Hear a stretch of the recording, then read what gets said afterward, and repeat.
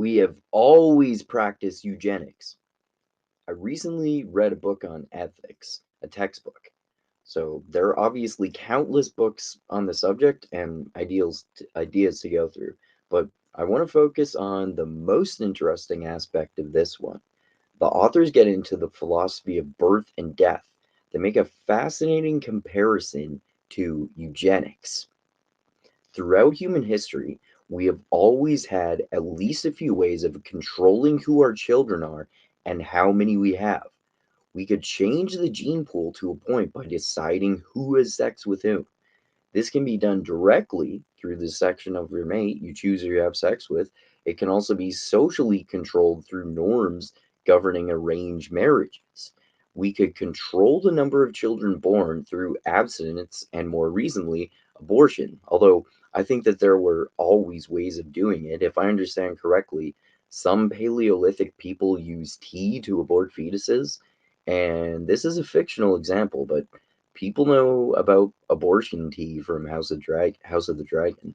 We can impact how many children grow up by infanticide or altering their upbringing. Across human history, infanticide has and still does have a major impact on the number of children born.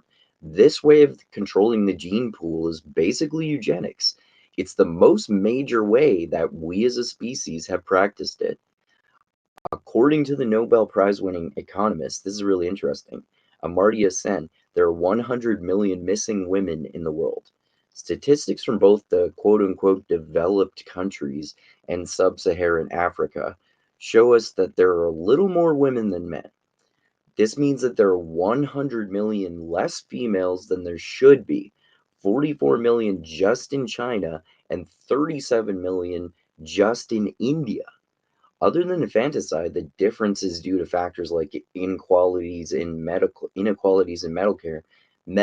care, and access to food and clean water. Since these are widely available once more only recently in human history, the majority of eugenics is due to infanticide. That's especially the case with cultural practices like the one child policy in China that we all know about and other places. Plus, clearly, food, water, and medical care are more readily available in so called developed nations. So, much more altering of the gene pool is done inadvertently in this way in sub Saharan Africa. This is all unquestionably interfering with nature. We have always been eugenicists. So, the philosophers in this ethics textbook examine ways in which we have controlled the number of children born throughout human history. Deciding who you have sex with and arranged marriages are interfering with nature. They literally are. So are abstinence and abortion. That's true.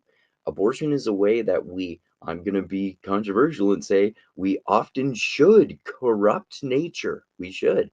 Infanticide is probably the most common form of eugenics that humans have practiced throughout our existence. Unequal access to medical care, along with unequal access to food and clean water, are other primary ways, obviously, that even today many people in so called underdeveloped countries alter our gene pool. Choosing who you bang, arranged marriages, abstinence, being an incel probably, abortion, infanticide, along with unequal access to medical care, food, and water are all ways that we literally interfere with nature. We have always practiced eugenics.